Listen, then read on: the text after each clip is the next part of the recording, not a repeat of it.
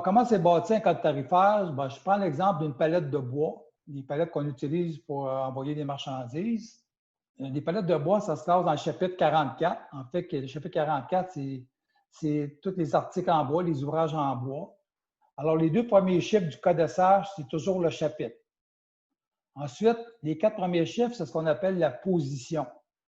Et puis là, vous vous demandez, bien, pourquoi il nous dit ça, le chapitre position? C'est que vous allez voir quand on va lire des notes dans la nomenclature ou qu'on veut déterminer si un produit est admissible à un accord de libre-échange, on va parler des positions, des chapitres, des sous-positions.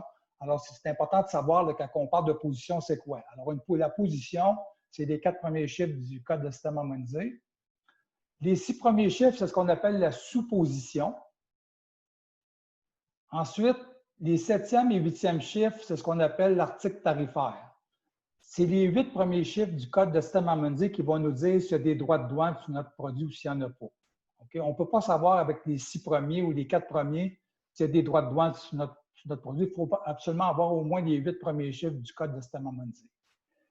Et les 9e et 10e chiffres, on appelle ça le suffixe statistique, parce que pourquoi en fait, les 2 derniers chiffres, ça sert essentiellement à des fins statistiques pour les pays. Il faut vraiment avoir les 10 chiffres au complet, des bons chiffres quand on importe une marchandise.